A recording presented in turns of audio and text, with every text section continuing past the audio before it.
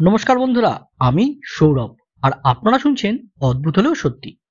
আজকের গল্প ভূতেরা বিজ্ঞান চায় না।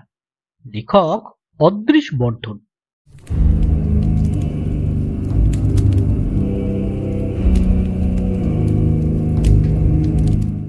চাণক্য চাকলাদার চিরকালই উটের মতো হাঁটে, কিন্তু সেদিন দুটো চাণক্য চাকলাদারকে পিঠ কুঁজিয়ে লম্বা লম্বা ঠ্যাং ফেলে ঘরে ঢুকতে দেখে চোখ কপালে তুলে ফেললাম। একেবারে একই রকমের চাণক্য চাকলাদার, এক জোড়া, যেন সন্দেশের ছাঁচ থেকে তৈরি। আমি চোখ গোল গোল করে দুজনের দিকে পর্যায়ক্রমে তাকাচ্ছি দেখে দুজনেই হাসলো, এবং তখনই লক্ষ্য করলাম পার্থক্যটা। একজন হাসলো কাষ্ঠ হাসি, আড়ষ্ট বদনে, আর একজন হাসলো উল্লাসের হাসি, উৎফুল্ল আনন্দে।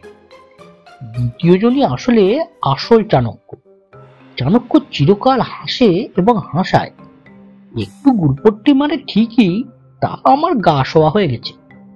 অতএব কেশে গলা সাফ করে নিয়ে তেড়ে মেরে আসল চাণক্যকে বললাম, ছদ্মবেশী 2 নম্বর কিনেছো কেন? মতলবটা কি? উৎফুল্ল চাণক্য আমার টেবিলের কোণে বসে পড়ে লম্বা ঠ্যাং দুটোকে দোলাতে দোলাতে ম্রিয়মান চাণক্যকে ধমকে বললে, দাদা রেগেছেন দেখতেই পাচ্ছ। তখনই বলেছিলাম পিছন পিছন এসো না। যাও চেয়ারটাতে বসো, কাছে এসো না। সুসুর করে নকল চাণক্য গিয়ে বসলো আমার ভাঙা চেয়ারটা। চেয়ারের বেদ ছিঁড়ে গেছে, গর্তের মধ্যে বেশ খানিকটা ঢুকে গিয়ে আটকে গেল, এবং সেইভাবেই হাঁটু দুটো প্রায় চিবুকে ঠেকিয়ে বসে রইল। জুলজুলে চাহনি কিন্তু আটকে রইল নাম্বার 1 চাণক্যের দিকে। আমি এবার বললাম, বৎস চাণক্য, কহ অকস্মাৎ কেন এহেন রঙ্গ? আসলি চাণক্য বলল, দাদা ক্লোনিং সম্ভব হয়েছে শুনেছেন নিশ্চয়ই। ক্লুনি? আকাশ থেকে পড়লেন মনে হচ্ছে। না না, আকাশ থেকে পড়বো কেন? ডেভিড রোরভিকের ইমেজ বইটা আমারও পড়া আছে। এই তো সেদিন, মানে 1952 সালে রবার্ট ব্রিগস আর টমাস কিন্তু আফ্রিকান চিতাবাঘের নকল তৈরি করেছেন গবেষণাগারে। প্রকৃতিকে টেক্কা মেরেছেন। শুরুটা হয়েছিল প্রফেসর এফসি স্টুয়ার্ডের কর্নেল ইউনিভার্সিটির ল্যাবরেটরিতে 1960 সালে, মনে পড়ে? হাসলো চাণক্য। হাসিটা আমার মোটেই ভালো লাগলো না, কিরকম যেন গা ছমছম করতে লাগলো। চাণক্য যেন আমার মনের ভয়ে আঁচ করে নিয়ে হাসির ধরন পাল্টে নিল চট করে। মোলায়েম হেসে বলল, গাজরের গা থেকে কোষ চেঁচে নিয়ে নারকোলের দুধ মিশানো পোস্টার সলিউশনে ডুবিয়ে রেখেছিল প্রফেসর। আশ্চর্য ব্যাপার ঘটিয়ে ছেড়েছিলেন। কোষ থেকে সত্যিকারের গাজর তৈরি হয়েছিল। এর নাম ক্লোনিং?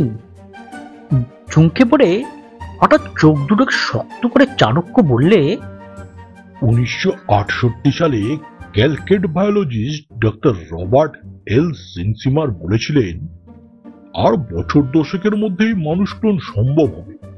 মানে এই মানুষের কোষ চেঁচে নিয়ে হুবহু ওই রকম গাদা গাদা মানুষ কারখানা তৈরি করা যাবে। নড়ে চড়ে বললাম, কিন্তু হুঁশিয়ারি করেছিলেন জেমস ওয়াটসন। ডিএনএ গবেষণায় নোবেল পুরস্কার জিতেও তার মাথা ঘুরে যায়নি। মানুষ ক্লোন করতে বারণ করেছিলেন। চোখ পাকিয়েই চাণক্য বলল, চোখের রং, নাকের গড়ন, ব্রেন, মন সবই এক হবে, কিন্তু আত্মা তো এক হবে না। ফ্র্যাঙ্কেনস্টাইনের গড়া দানব সৃষ্টি হতে পারে, এই ভয় করেছিলেন। ঠিক কথা, কিন্তু জেবিএস হ্যালডেনের মতো বৈজ্ঞানিক মনে করতেন মানুষ ক্লোন অনেক অসাধারণ গুণের অধিকারী হবে। রাত্রে দেখতে পাবে, যন্ত্রণাবোধ থাকবে না, আল্ট্রাসনিক সমরাস্ত্রের আওয়াজ শুনতে পাবে না। বেটে বামন গড়ে তুলতে পারলে মানুষ ক্লোন বড় বড় গ্রহের মাধ্যাকর্ষণকে কলা দেখিয়ে কলোনি গড়ে তুলতে পারবে। এবার দাবরানি দিয়ে বসলো চাণক্য। থামুন, প্রত্যেকটা কোষের মধ্যে এমন তথ্য থাকে যা দিয়ে গোটা শরীরটাকে ফের গড়া যায়, লাখে লাখে গড়া যায়, তাও মানছি। কোষের জেনেটিক অ্যাপারেটাসের সুইচটা বন্ধ রেখেছেন প্রকৃতি, যাতে এই অঘটন না ঘটে। মানুষ ঘটাতে চায় সেই বিপর্যয়, গোপনে মানুষ ক্লোন তৈরি করে ফেলেছে। ছি ছি ছি। চাণক্যর কটমটে চাহনি আর সহ্য হলো না। খেপে গিয়ে বললাম, তাতে অত চিল্লাচিল্লি করার কি আছে? আইনস্টাইনের রেখে দেওয়া ব্রেনের একটা কোষের বায়োকেমিক্যাল সাবপ্রেসার হটিয়ে দিয়ে লাখ লাখ আইনস্টাইন তৈরি করা যাবে। মুখের কথা কেড়ে নিয়ে চাণক্য বললে, মিশরীয় মমি রাজা তুতেনখামেনের দেহে যেটুকু ডিএনএ এখনো আছে, তা থেকে লাখ লাখ তুতেনখামেনও তৈরি করা যাবে। হ্যাঁ? আজ্ঞে হ্যাঁ। আপনারা যদি মানুষ ক্লোন করতে আরম্ভ করেন, আমরাও তাহলে কবরের মরা তুলে লাখে লাখে জ্যান্ত মরা বানিয়ে চলব। তো তোমরা মানে? আর চোখে তাকালাম 2 নম্বর চাণক্যের দিকে। সে দেখলাম একেবারে নীল হয়ে গেছে, মুখে রক্ত টক্ত কিচ্ছু নেই। অট্ট হেসে এবার আসল চাণক্য বললে, দাদা, বিজ্ঞান নিয়ে বাড়াবাড়ি করতে বারণ করুন। বড় বড় বৈজ্ঞানিকরাও যা জানে না, আমরা তা জানি। আমাদের ভাত মারতে এলে সর্বনাশ করে ছাড়ব। জবাব একটা দিলাম বটে, কিন্তু চিঁচি গলায়। কি চালো তো তোমরা? হাইপার গ্র্যাভিটি নিয়ে খুব তো লম্বা লম্বা লেকচার ছাড়ছে আপনাদের বৈজ্ঞানিকরা। পৃথিবীর মাটি থেকে 600 ফুট উঁচু পর্যন্ত সবকিছুকে মাধ্যাকর্ষণের উল্টো একটা শক্তি উপরের দিকে ঠেলে দিচ্ছে। তিব্বতের সাধুরা অনেক আগেই জানতো এই হাইপার গ্র্যাভিটির খবর। যোগাসনে বসে শূন্যে উঠে পড়ত। আমরাও জানি, দেখবেন। কথাটা বলেই দাঁত মুখ খিচিয়ে চাণক্য টেবিল ছেড়ে বসা অবস্থাতেই ভাসতে ভাসতে পৌঁছে গেল কড়িকাঠের কাছে। আবার নেমে এলো টেবিলের উপরে। দেখলেন, এরই নাম লেভিটেশন, আপনাদের উজবুক বৈজ্ঞানিকদের দেওয়া নাম। এসব শক্তি আমাদের হাটের মুঠোয় বলেই আমরা গোগো শব্দ শুনে চেয়ে দেখি চেয়ারে গেঁথে থাকা চাণক্য অজ্ঞান হয়ে গেছে। দেখে কেমন যেন মায়া হলো টেবিলে বসে থাকা চাণক্য। বেচারা, হয়তো মুরুদ রুড়ি নিয়ে খুব কপচাচ্ছিল গাছতলায় বসে। গাছটা যে নিম গাছ খেয়াল নেই। আমি ভূতলৌকিক কমিটির প্রেসিডেন্ট মগডালে বসে অলৌকিক আর অপবিজ্ঞানের গবেষণা করছি জানেও না। প্রফেসর জিজি ঝাঁকতালের সঙ্গে চ্যাংড়ামি দিলাম একটা ডোজ দিয়ে। হুবহু আর একখানা চাণক্য চাকলাদাল হয়ে লাফিয়ে পড়লাম সামনে। তারপর তখনই অক্কা পেলে লেটা চুকে যেত, দল ভারী করা যেত। পশ্চাৎ মানুষ বৈজ্ঞানিকগুলো এমন সব দাওয়াই বার করেছে, মানুষ আর মরছেও, বুদ্ধের পপুলেশনও বাড়ছে না। তা আপনারই আখাম্বার লম্বা সাকরেটটা দাদারে বাঁচান বাঁচান বলে অসভ্যের মতো এমন চেঁচাতে লাগলো যে আপনাকেও একটা শিক্ষা দেওয়ার দরকার বলে মনে করলাম। চলে এলাম ঠিকানা নিয়ে। কিরকম বুঝছেন? অতি কষ্টে সৃষ্টে বললাম, খুব ভালো। ভূতেদের আজকাল দর্শন পাওয়াও ভার। এত ভীতু মানুষের ভয় দেশ ছাড়া, আবার আম্বাকত লাখে লাখে মরা জোগাবে। ছো! তড়াক করে লাফিয়ে মেঝে থেকে কড়িকাঠে পৌঁছে গেল চাণক্যরূপী প্রফেসর ঝিঁঝি ঝাঁকতাল। কড়িকাঠে মাথা লাগিয়েই লাট্টুর মতো ঘুরতে লাগলো বন বন করে। দেখলাম সেই অসম্ভব অবিশ্বাস্য দৃশ্য। ঝাঁকতালের ঘূর্ণমান দেহ থেকে রাশি রাশি চাকলাদার ছিটকে যাচ্ছে ঘরময় এবং ভাসতে ভাসতে নেমে আসছে মেঝের উপর।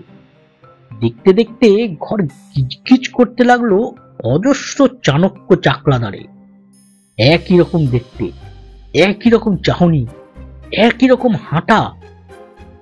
এইটুকু ঘরে এতজনের জায়গা হবে কি করে যখন ভাবছি, প্রফেসর ঝিঁঝি ঝাঁকতাল চোঁ করে নেমে এলো আমার টেবিলের ওপর।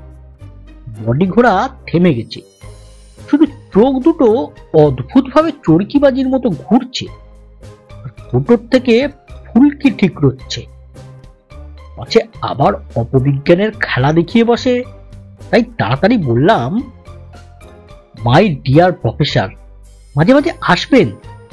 পিসি সরকারের ম্যাজিক টিমে আপনাকে ঢুকিয়ে দেব। এখন বিদেয় হন, চেলা চামুন্ডাদের গায়ে ঢুকিয়ে নিন, চামচে গন্ধ ছাড়ছে। ভৌতিক খোনাস্বরে ঝাঁকতাল বলল, আর হবে না তো? কি হবে না? মানুষদের বৈজ্ঞানিক গবেষণা বলে দেখব, যা ঠেঁটা ওরা। ভূত সাম্রাজ্য গড়ে তুলব গোটা পৃথিবীতে, খেয়াল থাকে যেন। থাকবে প্রফেসর, থাকবে। এখন নিম গাছে ফিরে যান, গবেষণা অসমাপ্ত রেখে এসেছেন। তাই তো, মোচা মাছের টনিকটা গেল বোধহয় 12টা বেজে। বন্ধ শুকলে শরীর যাদের নেই তারা শরীর পাবে এখন থেকে। এক্টোপ্লাজমের দরকারই হবে না। গুড নাইট দাদা। গুড নাইট ঝাঁকতাল। একটা ঝড় বেরিয়ে গেল ঘরের ভেতর থেকে বাইরে, কালো ঝড়। চেয়ারের গর্ত থেকে উঠে বসলো আসল চাণক্য চাকলাদার, যাকে এতক্ষণ নকল বলে মনে করেছিলাম। বললে, অজ্ঞান হয়নি, মটকা মেরে পড়েছিলাম। এতক্ষণে ফাটলাম বোমার মতো। চ্যাংড়ামি করতে গেছিলেন কেন? না করলে এমন একখানা গল্প পেতেন কোথায়?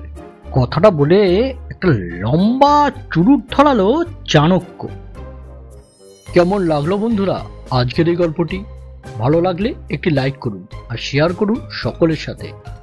আর হ্যাঁ, চ্যানেলটি সাবস্ক্রাইব করতে ভুলবেন না যেন, কারণ এই রকম গল্প নিয়ে প্রতি শনিবার ঠিক দুপুর 1টায় আমি হাজির থাকছি এই চ্যানেলে। তাহলে বেল আইকনটিও টিপে দিন, তাহলে আপনাদের কাছে নোটিফিকেশন পৌঁছে যাবে। তাহলে আজকের মতো নমস্কার।